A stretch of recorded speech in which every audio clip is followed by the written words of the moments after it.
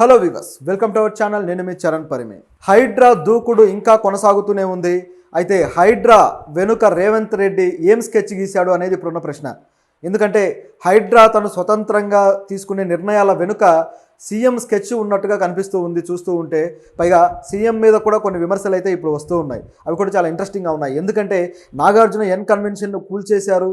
కూల్చేయడానికి ముందుగానే దాదాపు ఒక 2 రోజుల ముందేమో 21వ తారీఖు కాంగ్రెస్ పార్టీ నుంచి ఒక నాయకుడు దాన్ని కూల్చేయాలి, ఎందుకంటే అది అక్రమ నిర్మాణం అని చెప్పేసి ప్రభుత్వానికి ఫిర్యాదు చేయడము హైడ్రాకి. సో హైడ్రా రియాక్ట్ అయ్యి ఇమీడియట్గా కూల్చేయడం జరిగింది. సో ఇంత స్పీడ్గా ఒక నాయకుడు, అది కూడా పదవిలో ఉండి మంత్రిగా చేస్తున్న నాయకుడు ఈ విధంగా చెప్పడము, ఇది కూల్చడం, ఇదంతా చూస్తుంటే ఇంత స్పీడ్గా రియాక్ట్ అయ్యారేంటి, దీని వెనక ఏముందన్న క్వశ్చన్ అయితే బయలుదేరుతుంది.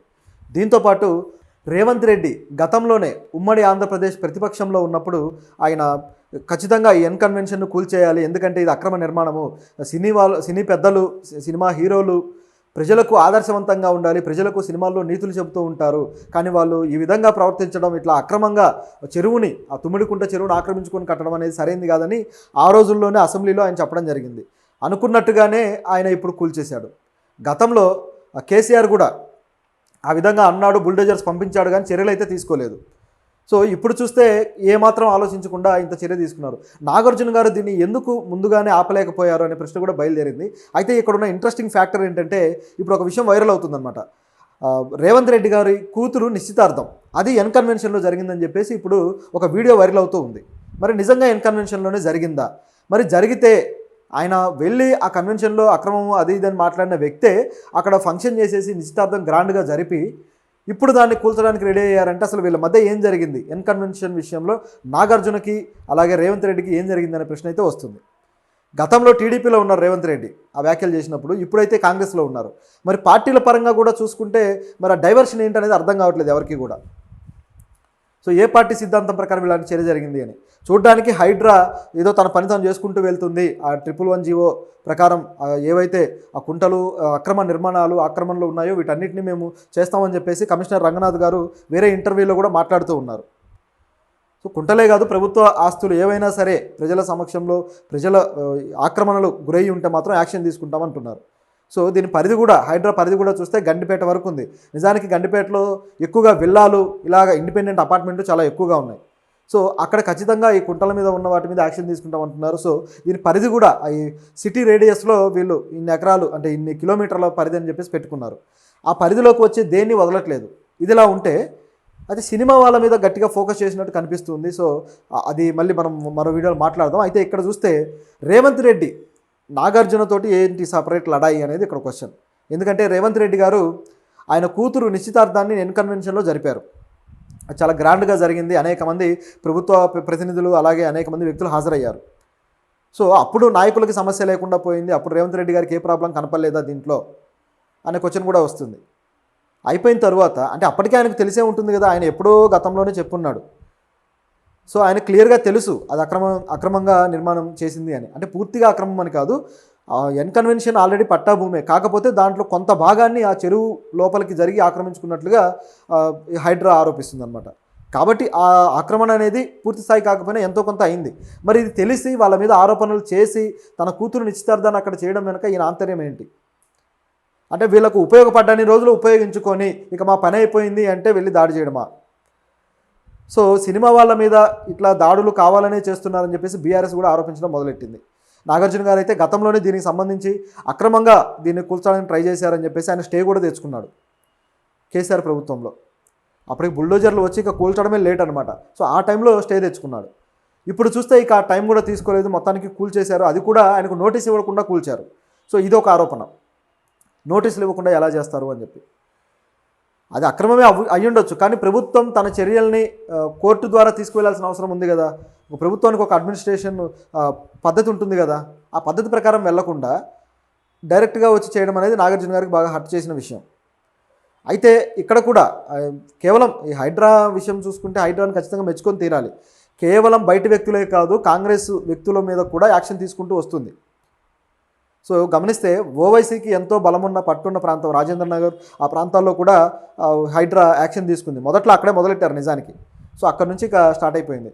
ఆ తర్వాత పల్లం రాజు కాంగ్రెస్ నాయకుడు, ఆయన కూడా గట్టిగా రియాక్ట్ అయ్యాడు. సో మావి ఎట్లా కూలుస్తారు అది ఇది అని చెప్పేసి ఆయన ఫిర్యాదులు చేయడం జరిగింది. ఆ తర్వాత మల్లారెడ్డి గతంలో బీఆర్ఎస్ నాయకుడు, తర్వాత కాంగ్రెస్ పార్టీలో కూడా ఆ కన్సర్న్ ఒకటి మెయింటైన్ చేసుకుంటూ వస్తున్న వ్యక్తి. సో ఆయన కూడా ఆయన బిల్డింగ్ను కూడా అంటే పూర్తి స్థాయిలో కూల్చకపోయినా ఒక ప్రహరీ గోడను కూల్చారు. సో దానికి కూడా వివాదమైంది. అంటే పెద్ద నాయకులు అయితే ప్రహరీ గోడలు మాత్రమే కూలుస్తారా, బిల్డింగ్ను మాత్రం అలాగే ఉంచుతారా అని. అయితే కాంగ్రెస్ వాళ్ళ మీద కూడా యాక్షన్ తీసుకుంటున్నారు. నిజానికి ఆ యాక్షన్ వెనకాల వేరే లోపాయికారి ఒప్పందాలు మతలబులు ఉన్నాయనేది వార్త. సో మీకు ఇక్కడైతే మనకు యాక్షన్ తీసుకోకపోతే బయటి వ్యక్తుల మీద కూడా యాక్షన్ తీసుకోలేము. కాబట్టి అంటే మన సొంతంగానే మన పెరడు బాగు చేసుకుంటే బయట వ్యక్తులను చేయడానికి ఏదైనా ఛాన్స్ ఉంటుంది. కాబట్టి ఇక్కడ శుభ్రం చేసి ఇక్కడ యాక్షన్ తీసుకొని వీళ్ళకి వేరే విధంగా ఏదో ఒక లాభం చేకూర్చి, మీరేం బాధపడద్దు మీకు లాభం చేకూరుస్తాం అన్నట్లుగా ఇంటర్నల్గా జరుగుతున్నాయనేది వార్త. సో నిజంగా అది జరిగే అవకాశం కూడా ఉంది. ఎందుకంటే ప్రభుత్వంలో ఉన్న వాళ్ళకి మరి ఇలాంటివే జరుగుతూ ఉంటాయి కదా. ప్రభుత్వంలోకి వచ్చేదే ఎంతో కొంత వాళ్ళ ఆస్తులు కాపాడుకోవడానికి, వాళ్ళ ఇది నిలుపుకోవడానికి. సో ఆ అవకాశం అయితే పుష్కలంగా ఉంది. మరి రేవంత్ రెడ్డి గారు మాత్రం ఇలా డ్యూయల్ స్ట్రాటజీ ఎందుకు పాటించారు, ఎందుకు ఈ విధంగా ఆలోచించారు అనేది ఒక ప్రశ్న. అలాగే దానం నాగేందర్ కూడా గట్టిగా ప్రభుత్వాన్ని క్వశ్చన్ చేశారు, కానీ ఫలించలేదు. సో ఈ విధంగా జరుపుకుంటూ వచ్చాయి. ఇప్పుడు రేవంత్ రెడ్డిది బాగా వైరల్ అయిపోతూ ఉందన్నమాట. అయితే దీనికి ఆయన ఆన్సర్ చెప్పాల్సిన బాధ్యత కూడా ఆయనకు ఉంది. అక్రమ నిర్మాణం అన్నప్పుడు ఆయన ఎందుకు దాంట్లో ఫంక్షన్లు చేసి, అంటే ప్రజలకు ఒక ఎగ్జాంపుల్ అయిపోతుంది కదా. ఆయన ఫంక్షన్ చేస్తే ప్రజలు కూడా ఓకే రేవంత్ రెడ్డి చేసాడానికి మనం ఎందుకు చేసుకోవద్దు, అలాంటి దాన్ని ఎంకరేజ్ చేయడానికి రెడీ అయిపోతారు కదా. ప్రభుత్వం అన్నప్పుడు ఆయన రాజకీయ నాయకుడిగా, ప్రజాప్రతినిధిగా ఆయన జాగ్రత్త పడి ఉండాలి. ఆ విధంగా జరగలేదు మరి. సో ఇక్కడ ఆయన తప్పు అయితే క్లియర్గా కనిపిస్తూ ఉంది. సో ఇదిలా ఉంటే ఇక హైడ్రా కొత్తగా మరొక చర్యలకి పాల్పడబోతుంది. అదేంటంటే హైడ్రాకి కొత్తగా కొన్ని రకాల అధికారాలు అయితే వస్తున్నాయన్నమాట. ఇప్పటికే ఎవరి మాట వినకుండా అయిపోయింది హైడ్రా, ఇక మరింత రెచ్చిపోబోతుంది ఈ హక్కులతోటి. సో ఇది మాత్రం చాలా మంచి విషయం, చాలా అప్రిషియేట్ చేయాల్సిన విషయం.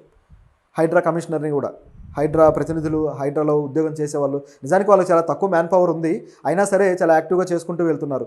ఇప్పటికే సిటీలో దాదాపు 165 ఎకరాలు, ఈ విధంగా 165 రకాల అపార్ట్మెంట్లను కూల్చి 165 ఎకరాలని ప్రభుత్వానికి అప్పగించారు.